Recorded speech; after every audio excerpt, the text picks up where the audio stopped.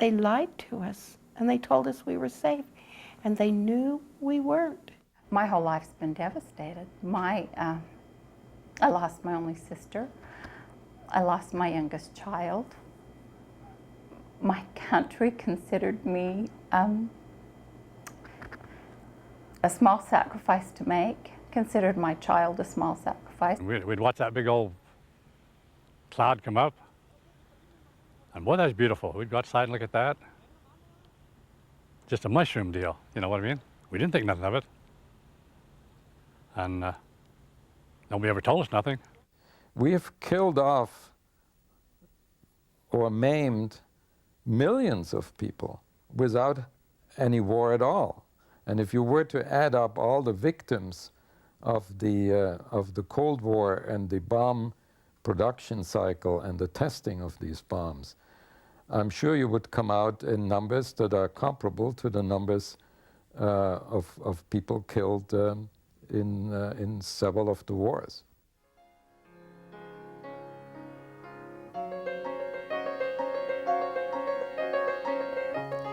This is Los Alamos, New Mexico. It's known as the Atomic City because the atom bomb was developed here during the Second World War at the Los Alamos National Laboratory. During the war, this was a secret city. The Soviet Union also had its secret cities and secret test sites. These two superpowers were embraced in a macabre dance, a dance that could have plunged the planet into an eternal darkness.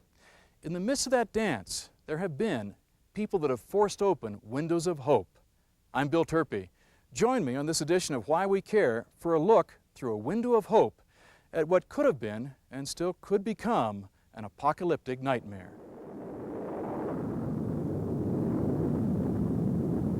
The nuclear arms race began 50 years ago when the United States used the first atom bombs on the Japanese cities of Hiroshima and Nagasaki. An impressive glimpse of Soviet air power. The Soviet Union scrambled to join the nuclear age, and 4 years later tested its first bomb, years before experts in the West predicted. Now there were two superpowers capable of pulling a nuclear trigger. The nuclear arms race created a dark culture of fear and intense secrecy in the United States and the Soviet Union, as both spent billions to create a massive infrastructure of test and production facilities. Before either would use their huge stockpile of nuclear weapons, the arms race subsided. The pursuit of constructing arsenals of nuclear weapons would leave a string of victims in both countries. On this edition of Why We Care, we'll look at the morality of a silent war each country waged against its own citizens. We'll examine the role people of faith and conscience played and are still playing in the aftermath of this warfare. We begin on the steppes of Kazakhstan. Much of Kazakhstan is characterized by wide plateaus of grazing land like these. The mighty Genghis Khan came from here. Kazakhstan was part of the Soviet Union until its breakup. In the region known as Semipalatinsk, the Soviets located their first atomic test site and detonated the first Soviet atom bomb on August 29, 1949.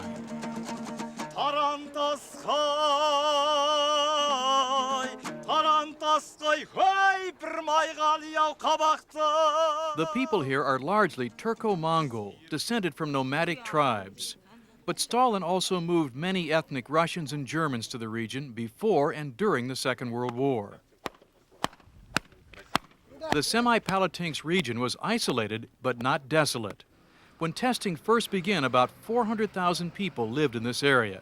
There was a large population center and small villages both near and just downwind of the test facility. This is H-bomb. This is 1953. Dr. Boris Gusev is director of the Kazakh Scientific Research Institute of Radiation, Medicine, and Ecology in Semipalatinsk. He came here as a physician in the 50s when this was a highly classified facility of the Soviet Ministry of Health to study radioactive fallout and its effects. Today, he is trying to help the world community understand what happened to people in this region because of the Soviet nuclear tests. These maps show the locations of tests and villages in the test area.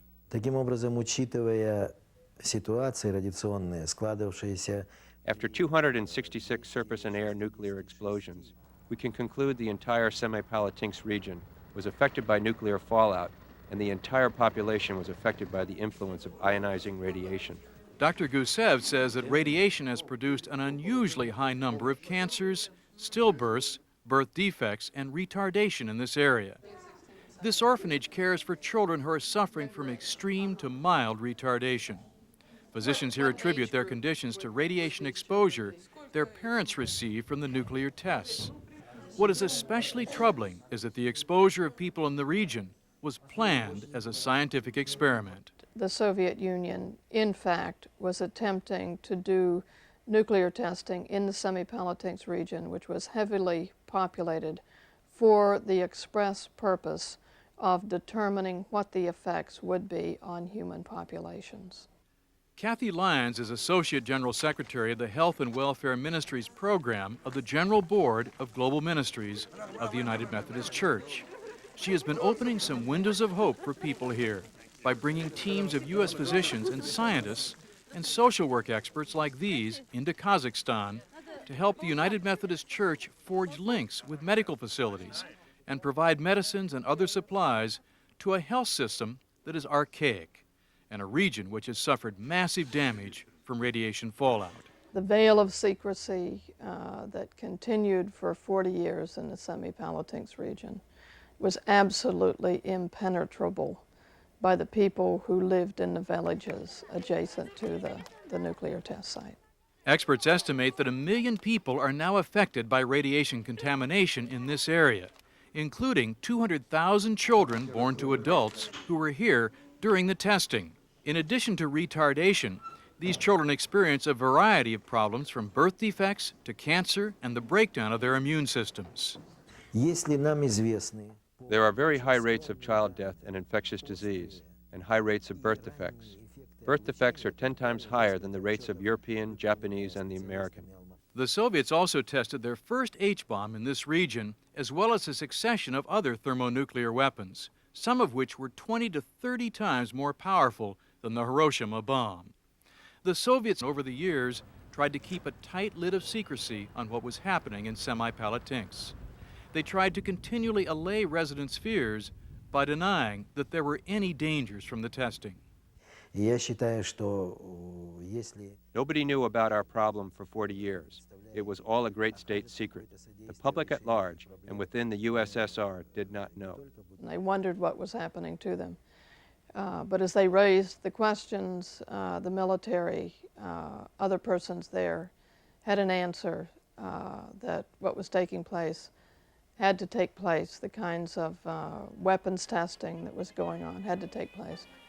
The Nevada test site of the United States Atomic Energy Commission is used for experiments in nuclear detonations of relatively low explosive energy. Each Nevada test has added to scientific knowledge about development and effects of atomic weapons to strengthen our defense against enemy attack. 10,000 miles across the globe, the United States military and the Atomic Energy Commission were using a similar argument to explain to people in the American Southwest their reasons for testing nuclear weapons. Only the government, in most cases, wasn't purposely trying to experiment on civilians, but some of the effects were the same. I find it in some ways difficult to say which was the worst offender, the United States or the Soviet Union.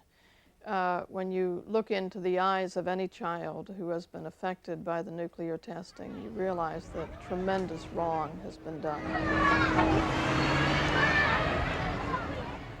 These children attend the Littlefield Regional School in Littlefield, Arizona.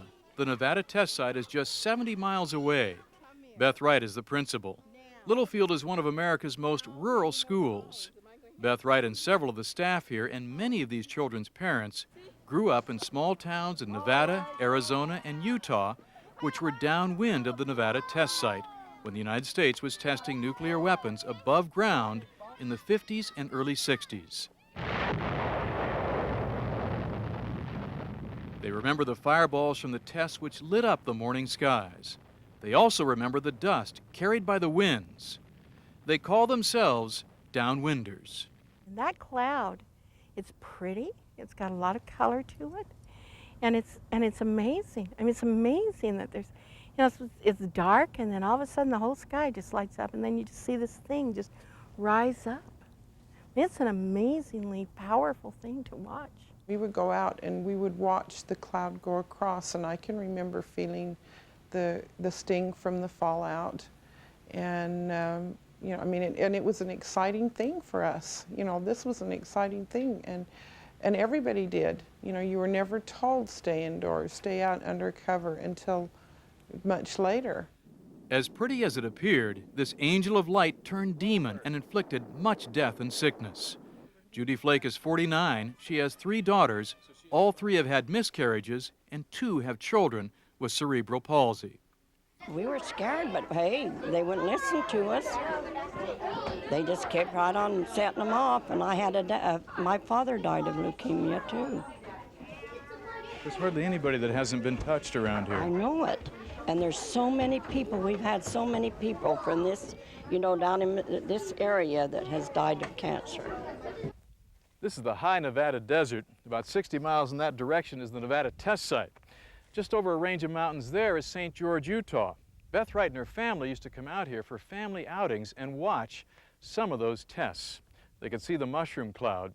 After one particularly dirty test known as Dirty Harry, her father had flu-like symptoms for the next couple of days. The family would later recognize those as also the same symptoms as radiation poisoning. Beth Wright's father, Arthur Brune, was president of Dixie College in St. George. Beth Wright still lives here. St. George is called the Downwind City because it is directly east of the Nevada test site, and often was hit by pink clouds of fallout like this one when the winds were blowing east. Her father died at 48 of leukemia. She has always believed it was a result of the nuclear fallout. Daddy would never have taken students out to Utah Hill to watch the testing if he'd known that there was any danger. He never would have done that. The bottom line is they told us it was safe, and they lied to us. Beth Wright made a commitment to her father on his deathbed that she would make sure that others wouldn't go through what he did because of the fallout. She began to speak and write about her experience. She joined with other residents of St. George in a suit against the federal government, which accused the Atomic Energy Commission of failing to take adequate precautions for the Downwinders. Downwinders say the AEC never told them they were getting heavy doses of radiation, never stressed to them that they should stay indoors for at least 24 hours after the cloud of fallout had passed over. They fought us every inch of the way. They and the, of course, the Justice Department was their main wing in denying about everything, and they still do. Government witnesses during the trial testified that radiation dosages from the fallout were several times higher than the AEC had at first admitted. What is so dangerous about nuclear radiation, whether it is from a blast or some other source, is not just radiation burns to the skin, but absorption into the body through the food chain. The most dangerous radioactive particles are iodine-131, strontium-90, cesium-137, and plutonium-239. Iodine-131 is absorbed by the thyroid, causing thyroid cancer, as well as birth defects and retardation. Strontium-90 is related to calcium and is absorbed into the bone marrow, causing leukemia. Cesium-137 is absorbed by the soft tissues and causes debilitation. Plutonium isn't absorbed, but minute particles in the lungs are deadly.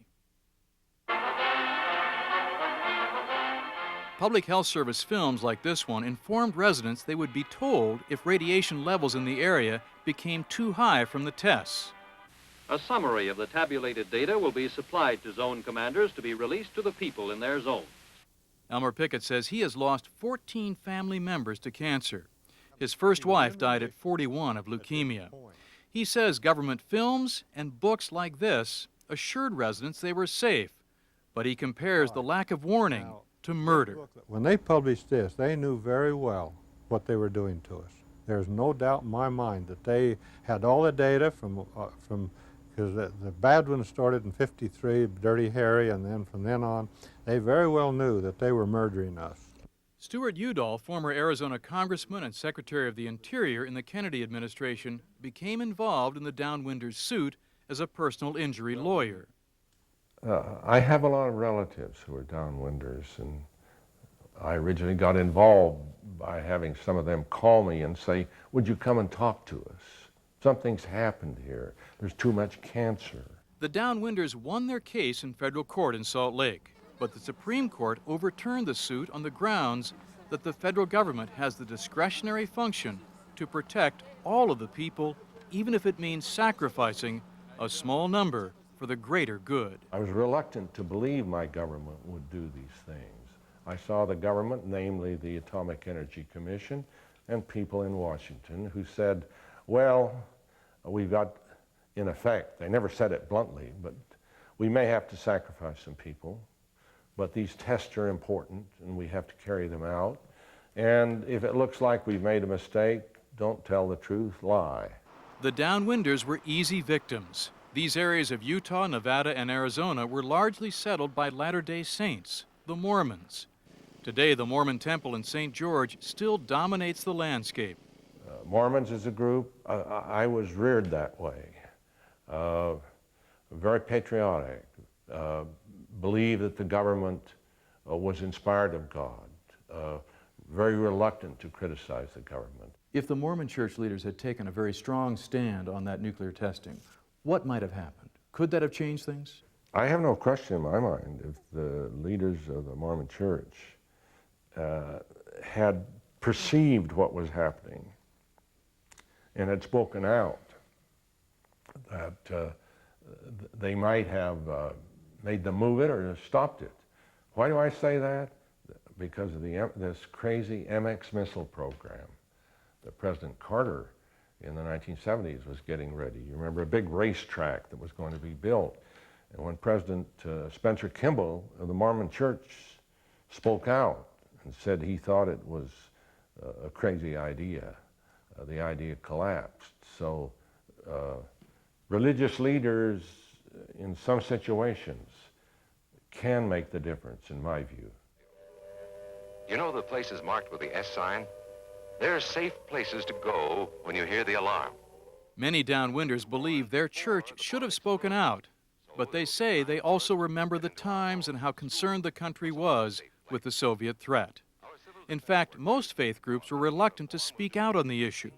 While Downwinders understand the reluctance, they cannot accept the idea of being deemed expendable by their own government.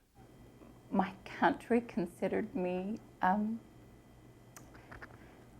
a small sacrifice to make, considered my child a small sacrifice, considered my sister, my father. That's probably been the hardest part for me to accept, is that we didn't matter. Claudia Peterson grew up on a farm outside of St. George during the testing. Her daughter died of leukemia at 6. Like Beth Wright, she has become an activist in this quiet community. She recently went to Kazakhstan to compare experiences with fallout victims there. They were going through the same heartache and hardship that we were. In illness ways. We would see the children with Down syndrome and cancers and different illnesses. It was the saddest thing I've ever seen. These mothers and these fathers were so desperate for some help for these children, and their government had lied and treated them as guinea pigs too. Instead of inflicting damage on the enemy, the nuclear arms race made some citizens in the United States and the former Soviet Union feel like guinea pigs, sacrificed on the altar of nuclear superiority. In this country, the Downwinders of the American Southwest may have simply been the inevitable roadkill of what was known as the Manhattan Project and the ensuing nuclear arms race. The project to build the atom bomb started when Leo Szilard, a Hungarian physicist, encouraged Albert Einstein in 1939 to write President Roosevelt a letter suggesting that scientists in the United States had the ability to create an atomic bomb, but the Germans might get there first. Well, in a sense, the nuclear arms race began in Leo Szilard's mind in September of 1933. That was when he thought up the nuclear chain reaction, and he thought up this idea and said, well, if I can think of it, German scientists can too. Ultimately, Los Alamos became almost synonymous with the Manhattan Project, because it was here in 1942 that Robert Oppenheimer assembled a staff of some of the top scientists in the United States to work on creating a nuclear weapon. Other facilities were also constructed, like those at Hanford in Washington State and Oak Ridge in Tennessee. Los Alamos was a secret city until after the war. Even Congress didn't know about the bomb or the massive project. Its $2 billion wartime budget was kept secret. 4, 3, 2, 1, now. But with the successful test of the bomb in July of 1945 on the Trinity Proving Ground in Alamogordo, New Mexico, many scientists wrestled with the implications of what they had developed. Szilard and others argued for not using it on the Japanese. They recommended demonstrating the bomb against Japan, not using it unannounced on cities. Their advice was dismissed. Many believe incentive for dropping the bomb came from the fact that we had spent billions of tax dollars developing it. Had it not been used, there might have been an embarrassing congressional investigation. In addition to this, and concern about the Soviets, a new morality was developing in Washington. Stuart Udall charges that during the Second World War and the Cold War, the United States changed its moral code and adopted a policy that led it to bomb civilians and eventually disregard the safety of its own people. The moral shift began late in the war when the Air Force started bombing civilian targets. Early in the war, Roosevelt and Defense Secretary George Marshall had ruled that possibility out.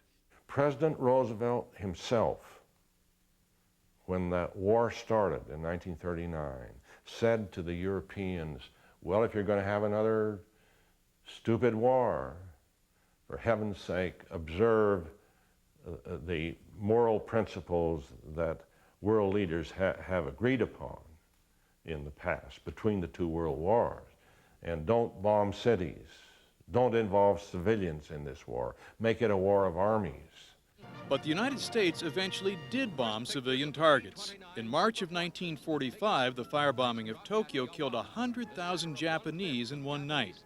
It was only a precursor to what would happen in August of that same year. This is the Bradbury Science Museum at Los Alamos. The history of the Manhattan Project is chronicled here. John Rhodes is the director. We have to project ourselves back to the war weariness.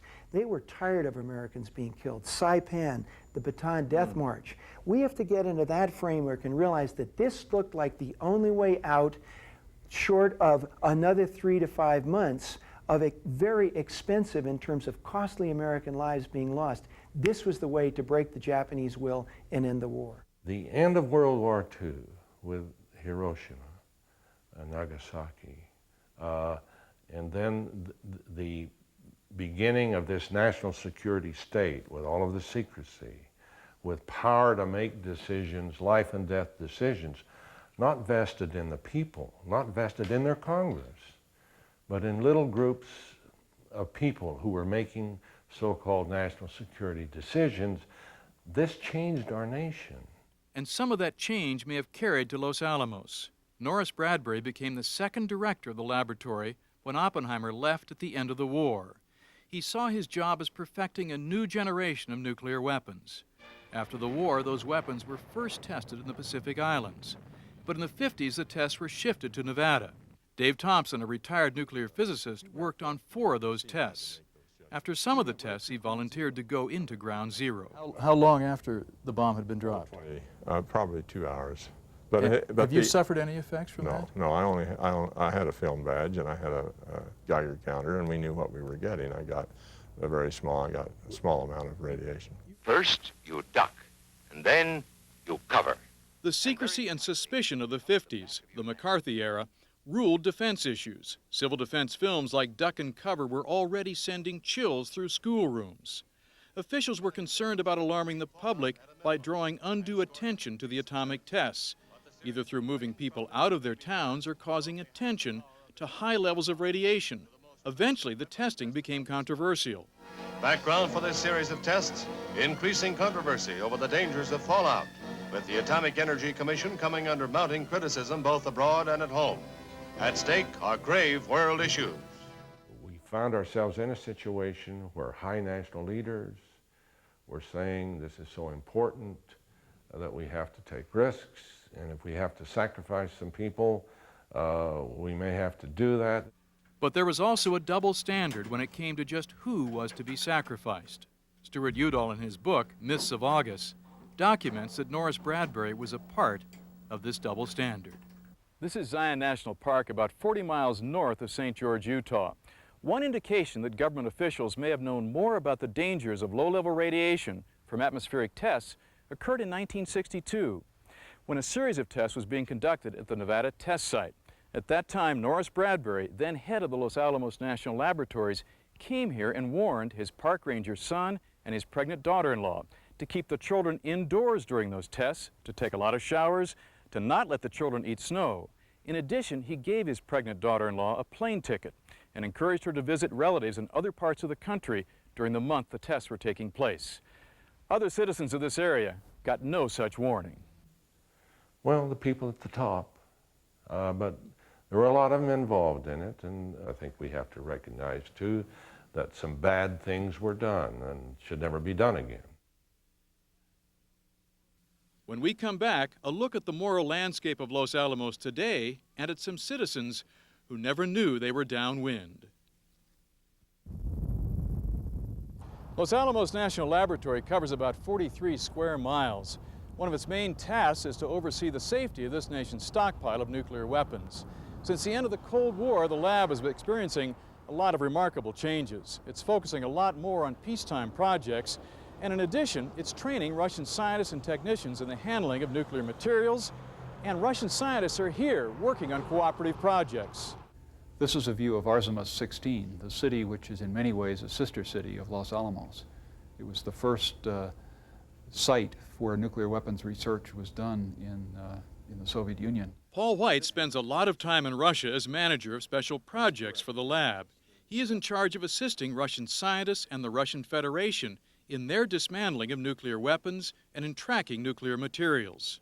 Now that circumstances have begun to change rather dramatically in the world, I feel it's my continued responsibility to work now to further the distancing between nuclear weapons and the centerpiece of our national security policy, and to assist in the dismantlement of those weapons and efforts to make the world a safer place.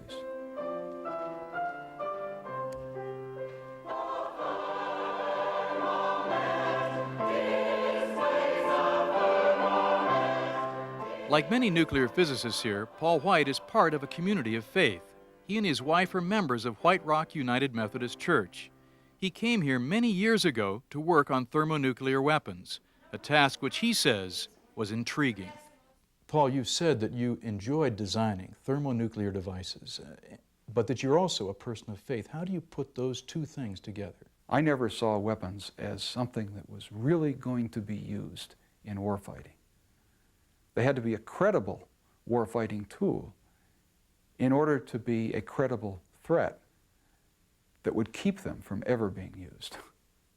And I believe that that worked, and that the work of many here in Los Alamos helped to keep them from ever being used, because the work they did was so good. That is an argument often voiced at Los Alamos, that our nuclear weapons were only to keep a dangerous enemy from ever using their nuclear weapons against us.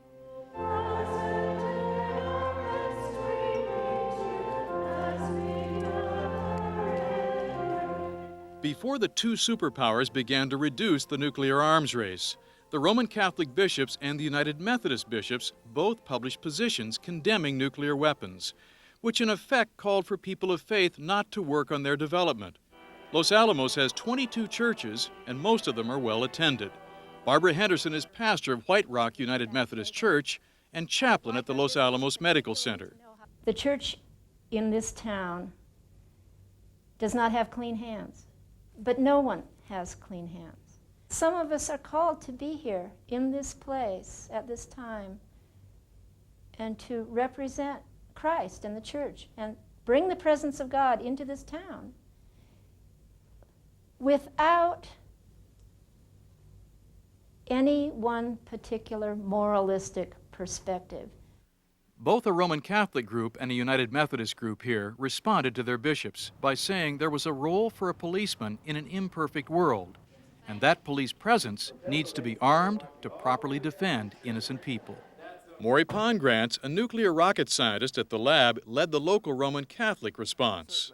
You know, in an ideal world, there is no doubt you'd be much better off if we were able to spend our time in the more commercial sector, making better toasters, things like that.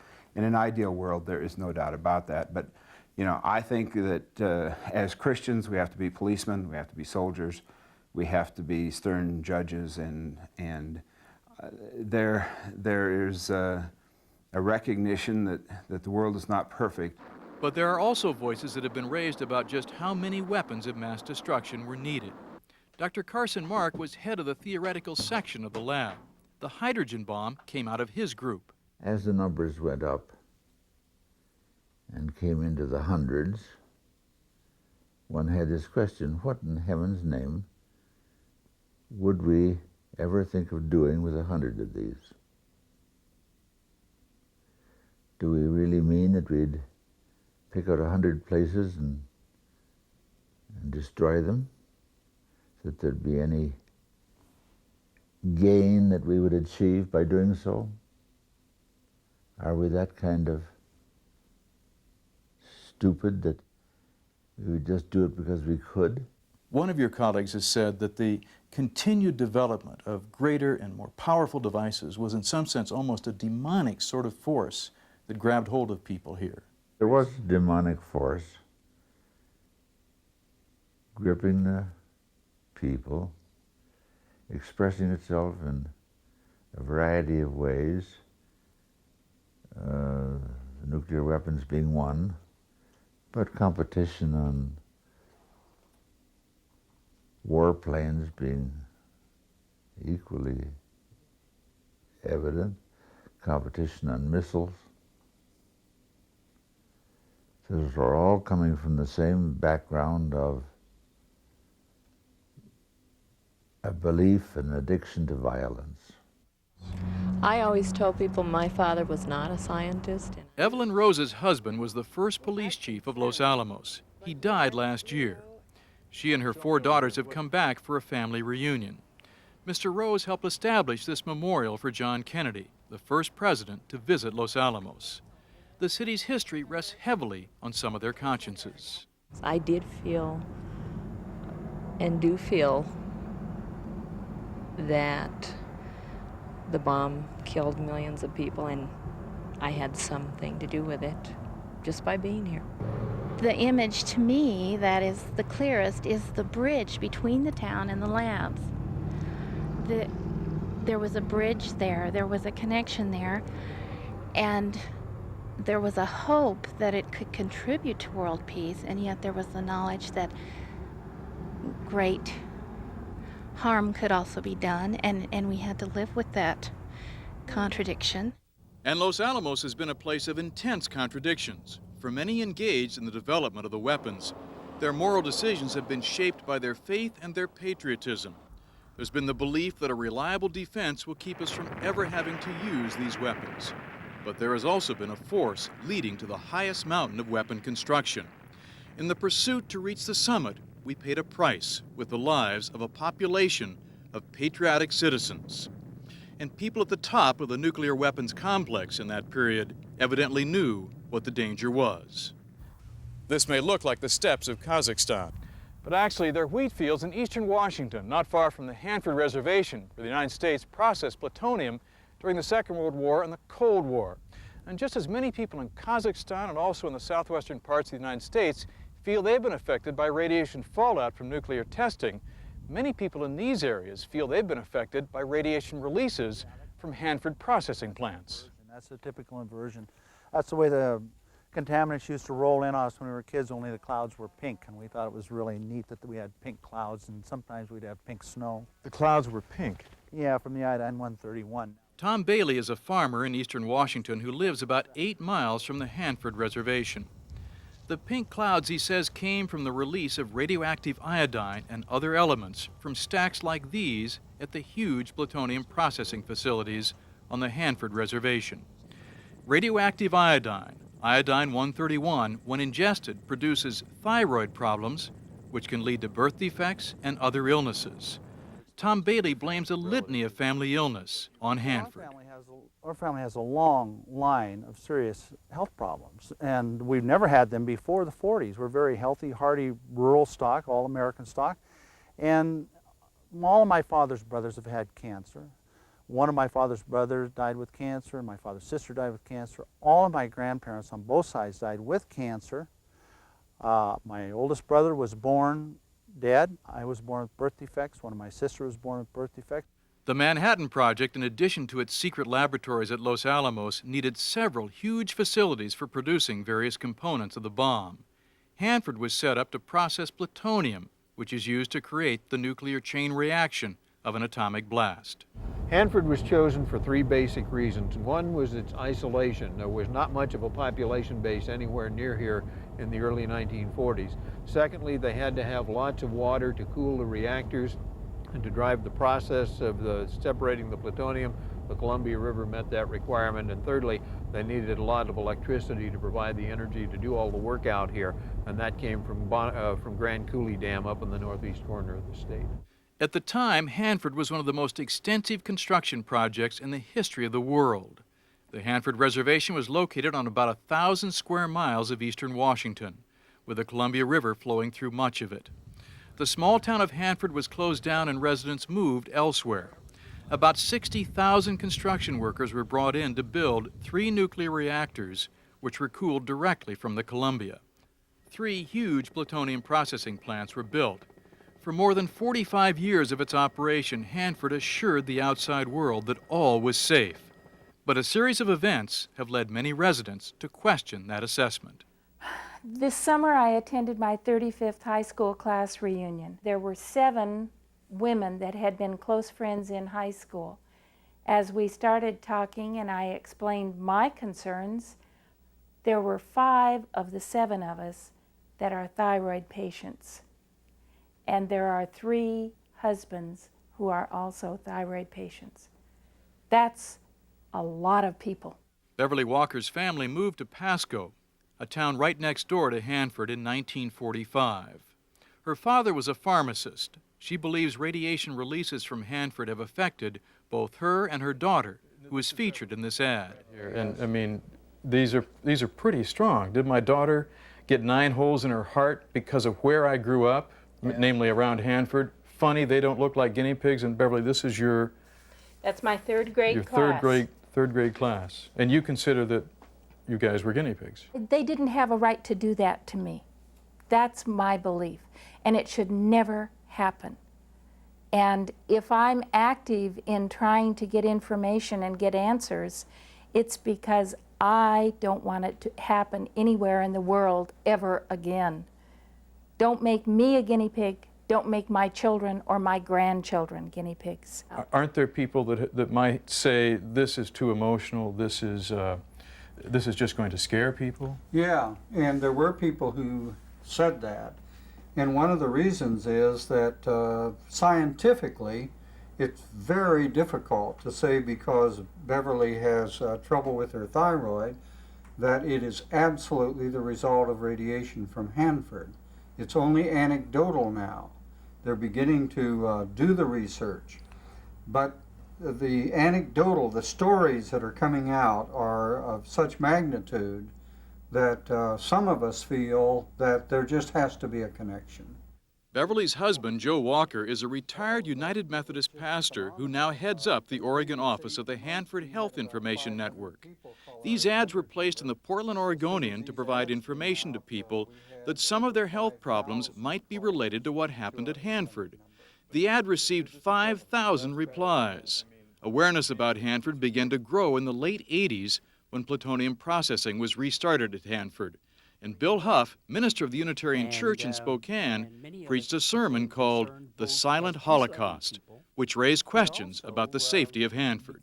We knew about these facilities that had produced these weapons over that 40-year period and knew that they suspected that they had done great harm to human beings and to the democratic process and to scientific process. Reaction to the sermon led to the start of a group called HEAL, the Hanford Education Action League. Karen Dorn Steele, an investigative journalist for the Spokesman Review, was in the congregation that morning.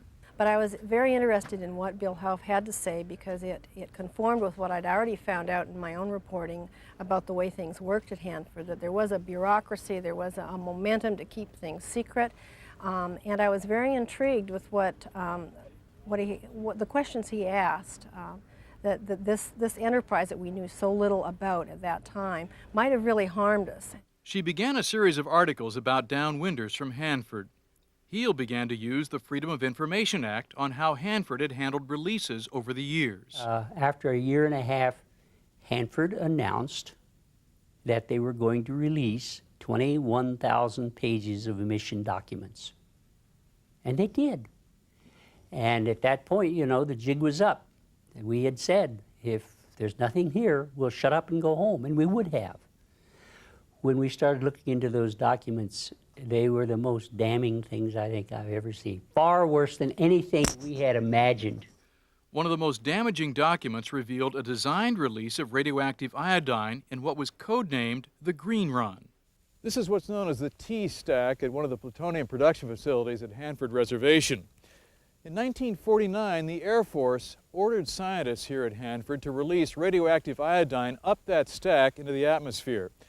The Air Force was going to monitor that release. However, citizens in this area were not told of the release, and in fact, Hanford, over the years, stated that there had not been one atom of radiation that ever got off the reservation. So people were in fact guinea pigs. Yeah, that's a harsh word, but in a way they were. I mean, they weren't guinea pigs in the sense of that they were put in a cage and deliberately experimented on, in most cases, although there were deliberate experiments at Hanford. But most of the releases were routine releases, but people weren't apprised of those releases. They were never told to bring their children inside when there were releases. So in essence, yes, they were casual experiments in something that had an overriding importance, which was building the bombs. They have charts showing that the contamination went clear to the Canadian border and clear down almost to the California border. Some government reports estimate that as many as 13,000 children may have been exposed with high doses to their thyroid glands. The effects of radiation exposure from releases like the Green Run are almost the same as the effects from fallout created by nuclear weapons. Dr. Rudy Nussbaum is a professor emeritus of physics from Portland State University and has worked recently on the effects of radiation on human beings. There is no distinction really to be made on a very broad basis between weapons test effects and the releases from nuclear production sites. Hanford officials argued with Heal that the releases were really not a major health threat to the population downwind of the releases. Dr. Alan Benson, a chemist at Spokane Community College, was intrigued by their assertion and began his own investigation.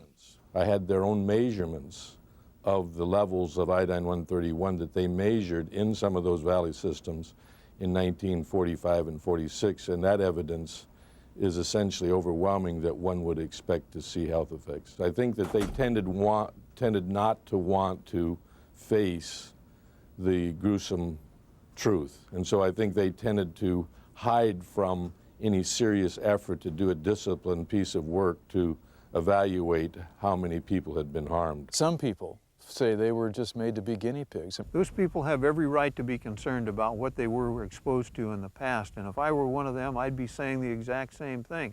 They put me at risk. I deserve to know if that risk is a threat to my health. And those are the answers that are still to come. Now 3 states and the federal government are studying just how much exposure people receive from Hanford and what the health effects may be from radiation releases over the years. Bev Walker, however, wants more than just health information. She wants to make a witness that comes out of her faith. If I can witness and work and say, never again, then I'm a success. I have hope that the church will help those of us who believe we had results of this be a witness that will say never again. As much as individuals, families, and faith groups are struggling with the radiation releases, there is also a wider concern with the environment itself. The Hanford Reservation is one of the most contaminated places in the world outside of the former Soviet Union. The Hanford Reservation is about 200 miles upstream from this point in the Columbia River. Hanford not only released radiation into the atmosphere, it also released radiation directly into the Columbia itself. Radiation came downstream this far and then went another 100 miles to the Oregon coast, and then 60 miles up the Washington coast. Shellfish beds had to be closed because of high levels of radiation. Most of that radiation has dissipated, but today Hanford still stores massive amounts of radioactive waste in tanks like these. 61% of all the high-level wastes in the country are at Hanford. If they were by chance to get into the river, it would end farming, it would end irrigation, it would end community life in this region. Now, nobody says that's going to happen, but stopping it from happening is extremely expensive and extremely urgent. The General Accounting Office estimates that it will take about $100 billion to clean up the waste from the nuclear arms complexes in this country. The estimate for Hanford alone is about $40 billion over 20 years. We always have to take a hard look at how we're spending that money to determine if we're spending it wisely. Some things we do out here, we know we can do better and smarter over time. We're learning. Remember that nobody had ever approached a cleanup job like this in the history of man. While the government has been willing to spend money to clean up the legacy of the nuclear weapons complex, it's been much more reticent to reimburse Downwinders for health care costs or to just offer an apology to them for what they've suffered. But the government does seem to be emerging from its secrecy at all cost posture now and is dealing more straightforwardly with victims of some of the excesses of the nuclear weapons complex. The Department of Energy under the Clinton administration has taken a much more open stance toward victims of radiation abuses. It's made available thousands of documents formerly classified as secret to help these victims in their investigations.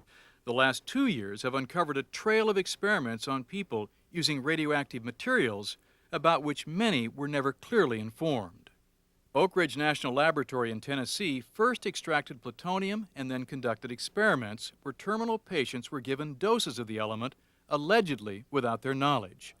Dr. Clarence Larson worked on the Manhattan Project and was later director of the Oak Ridge Laboratory and was a former Atomic Energy Commissioner. They were not told what it was because people did not even use the word plutonium at that time. That was a forbidden word. Now, with regard to the timing, those experiments almost coincided with 10,000 Marines died taking Okinawa, you know. And we knew we were going to use this. We knew we needed data on the toxicity. The Clinton administration has set up a White House task force to investigate the radiation experiments and the damage done to people in the excesses of the arms race. Ellen Weiss is special counsel and director of the Office of Human Radiation Experiments. This department operated under a veil of secrecy for decades without judging whether that was necessary or not at the time. The fact is the times are different. What is the department or the administration's response to those folks who say, we were made almost to be guinea pigs. We didn't know about these releases, but we felt something was happening to us? The only honest response is that if you weren't given the best information that the government had, and if you were intentionally exposed, then without your knowledge or consent, then something wrong was done to you. And the government, if it's responsible, ought to tell you that it's sorry that that happened. But the final report is not out, and as of yet, the government has not offered any apologies to the victims. This irrational fear that drove us allowed us to be more concerned about the enemy than about our friends and our family, if you will. And we sacrificed whole parts of this country, as the Soviet Union did, to the creation of these weapons. And we sacrificed a generation of people to the radiation effects of producing these weapons in the name of national defense. The irony of the nuclear arms race is that although the two superpowers didn't launch a nuclear war against one another, elements within the governments of each did in effect lose their morality and make war on segments of their own population. Along the way, there have been people of faith and concern who've been willing to raise questions and reassess the nature of these struggles, as well as care for those who are wounded in these silent battles. These are the people that have opened a window of hope. In Washington, I'm Bill Turpie for Why We Care.